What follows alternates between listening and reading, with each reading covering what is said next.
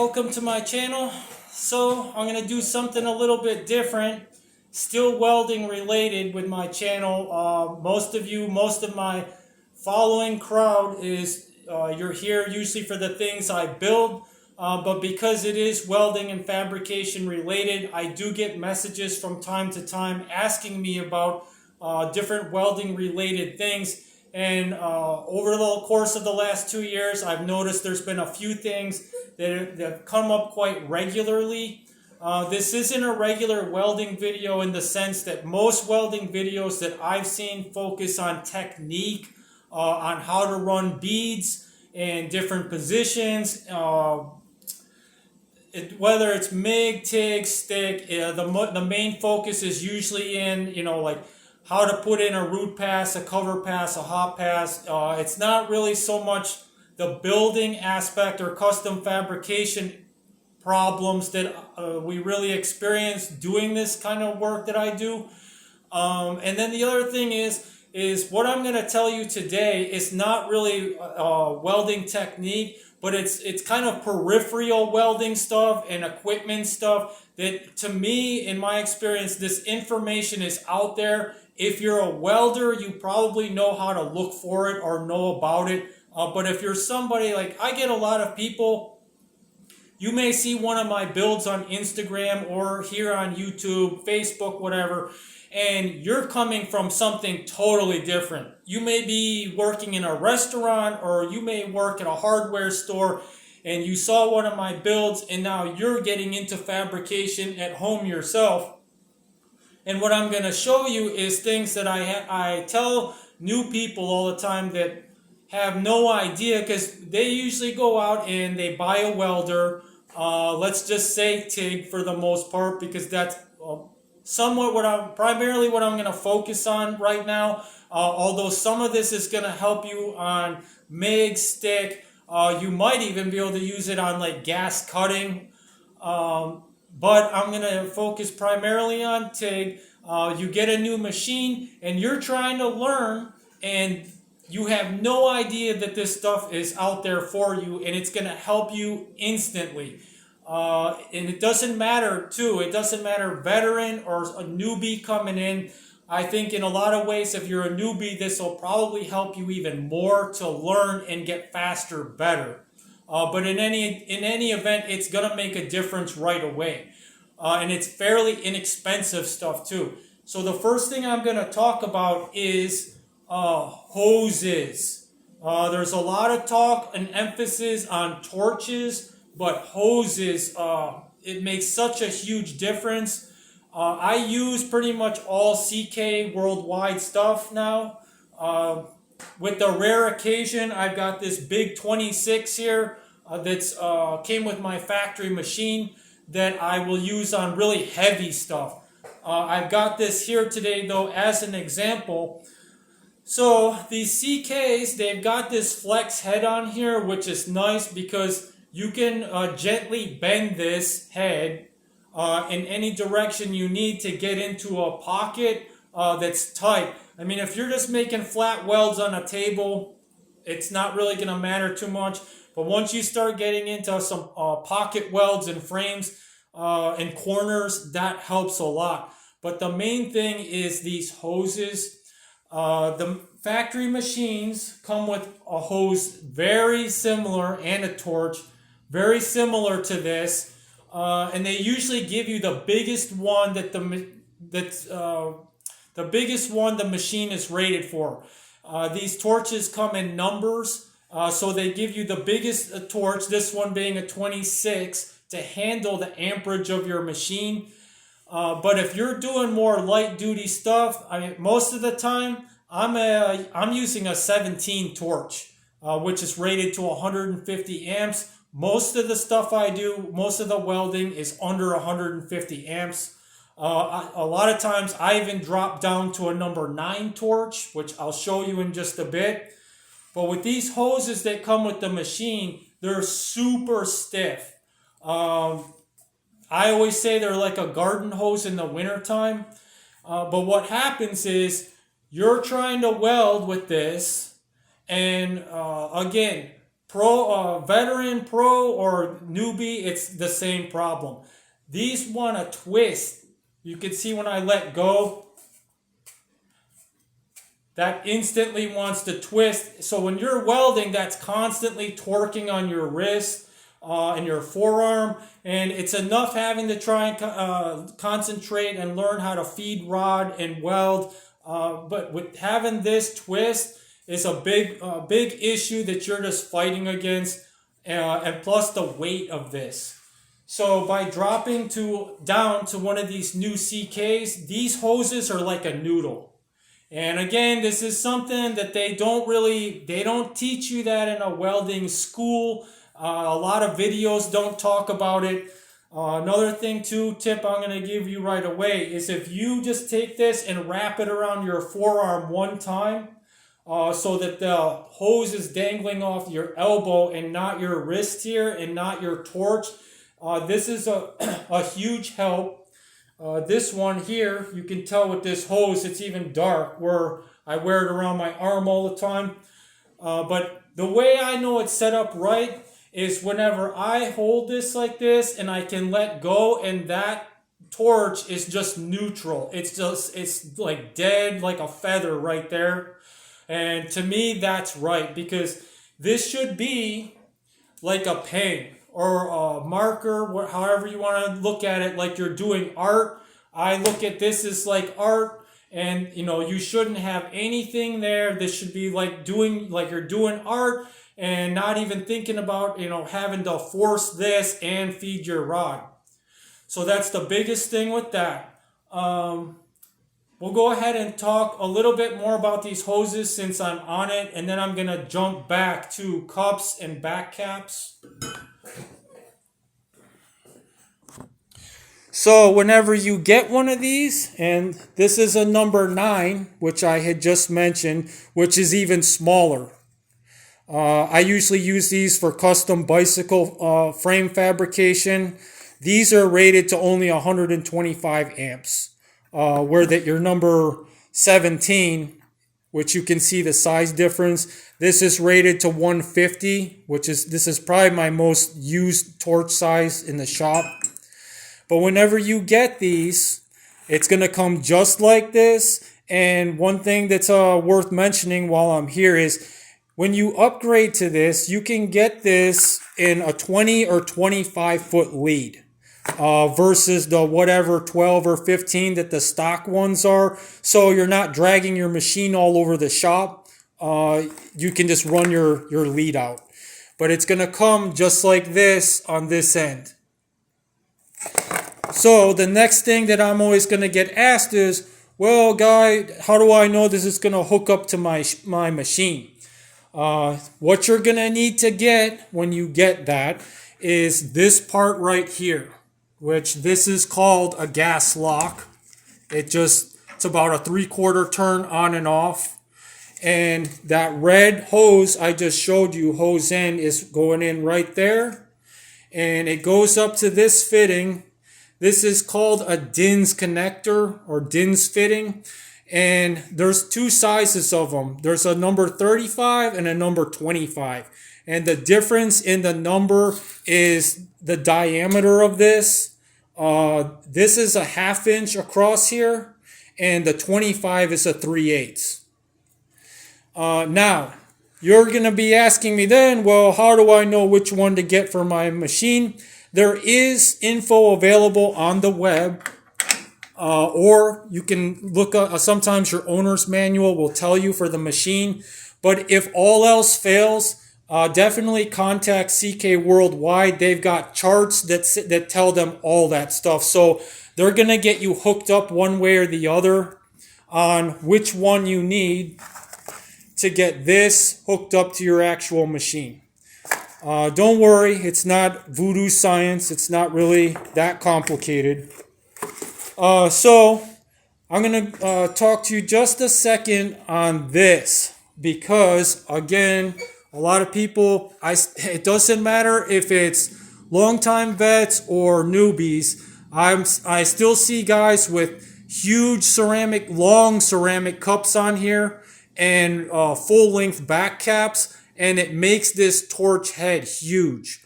And for all of this stuff that I'm talking about, especially motorsports related, you start with a bare frame, which is fairly open, and it's like every single thing you add, the spaces get tighter and tighter and tighter. And especially once you start doing smaller stuff, or if you do smaller stuff, a lot of guys I know this is all they do. And then you get all these pockets. And, stuff just keeps getting tighter. Everything is a pocket. And then you get hard angles like that. And you've really got to get up in there. And if you've got that huge back cap and a ceramic cup on there, it's almost impossible to get in where you need to get. So, my Tig Accessory Drawer.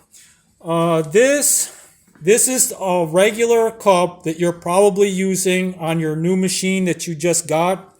You can see the difference between one of these and this. These are short stubby cups for a gas lens, and you can see the difference in that. And you're cutting off quite a bit right there. And then between that and this is a gas lens, these also come in standard and stubby.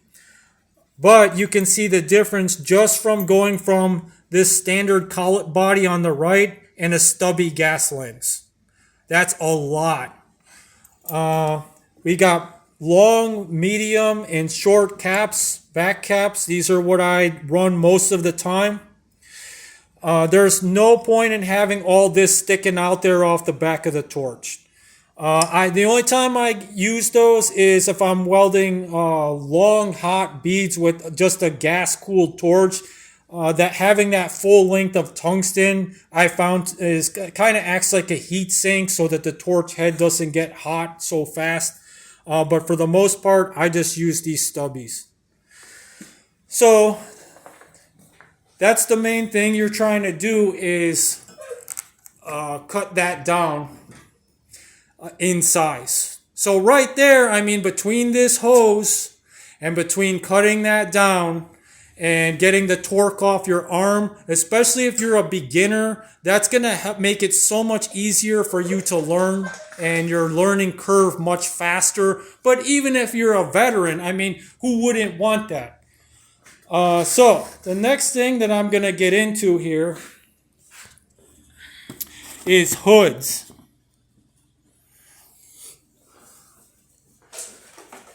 So with the hoods, same thing, I get asked about this all the time is, Guy, what hood do you recommend?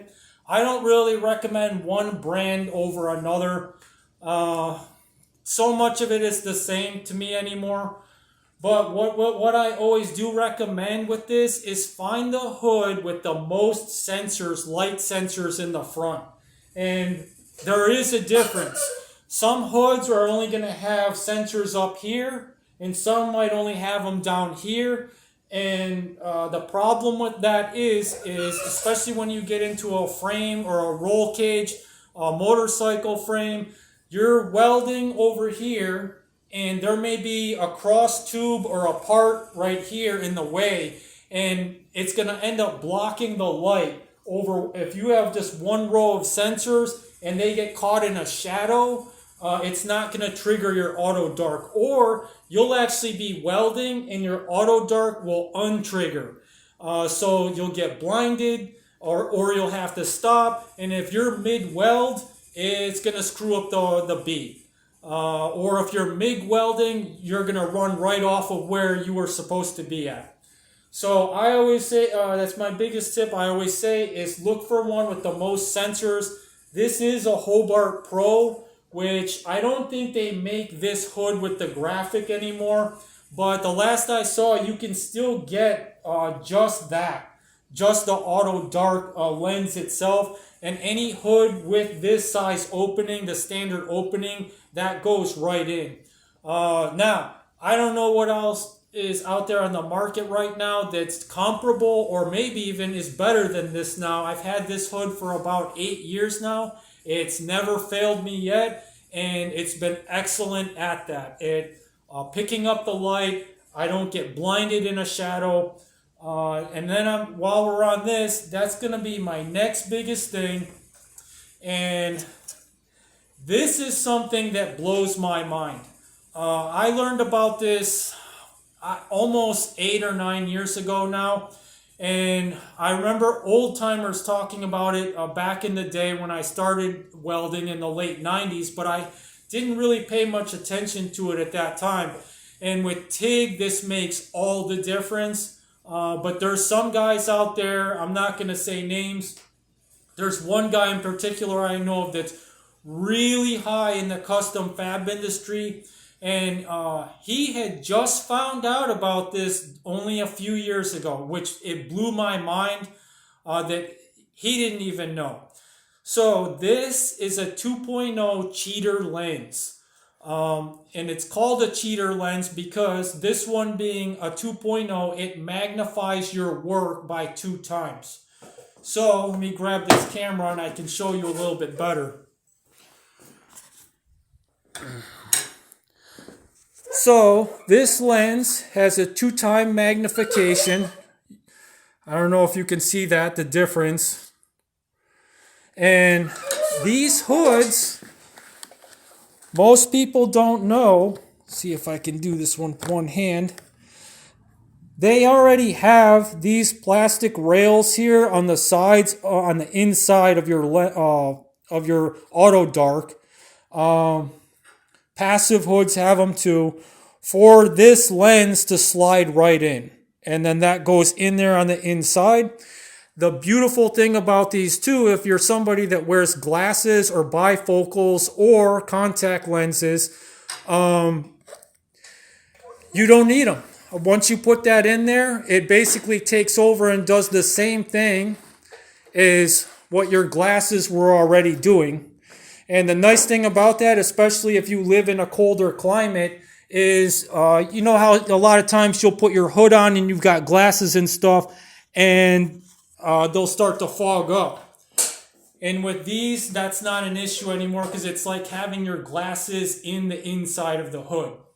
So that's a huge thing. And then the other thing is you can get these from like down to 1 time to 1.5 to 2, 2.5. And the last I saw, I know they go up to 5 or 6, but you can probably even get them higher than that. And the nice thing is especially with TIG, you can get right in there. I mean, you can literally see the droplets and everything.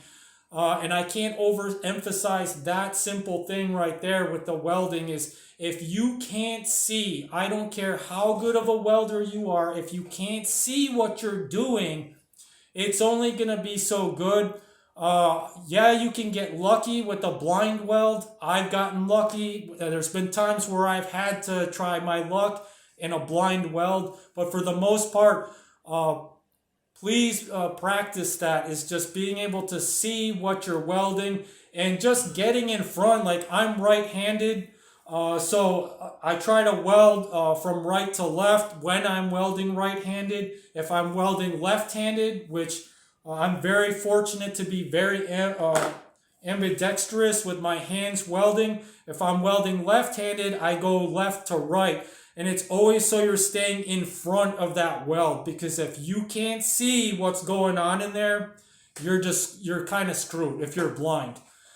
But the cheater lenses. The next thing that I'm going to pass on to you that, again, this seems like guys in the welding industry, which I was heavily involved in for 17 years before I even broke off into this, know about this really well, is get yourself one of these. This is a Tig Finger, and this is a fire retardant material that you can slip this on any one of your fingers.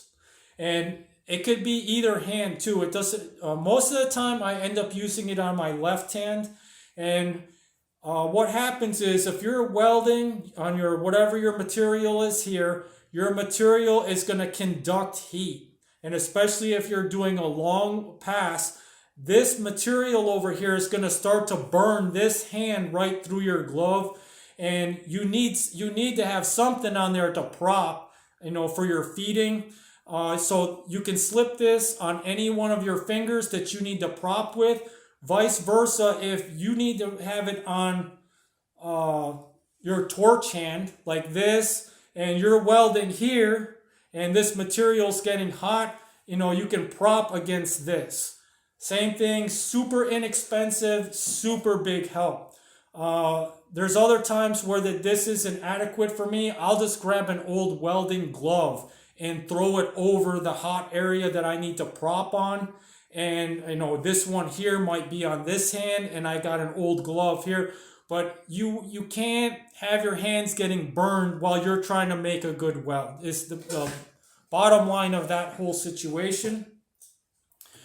So I think we covered just about everything I wanted to today as far as those things go. So again, your torches with the lighten up with the hoses and better hoses, shorten up the head on your torches, cheater lenses so that you can bring the work closer to you without physically having to get closer to it.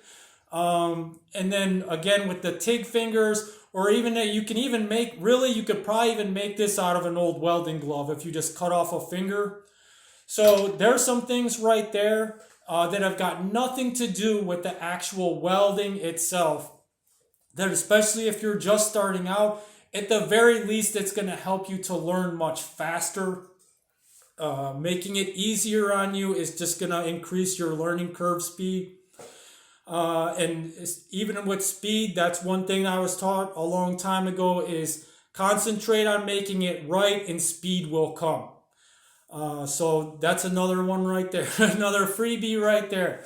So I hope that helps you guys out. And let me know, if you have questions or if you would like me to get into welding technique videos later, we can do that. And other than that, hope everyone's been having a good new year. And take care. I'll talk to you later.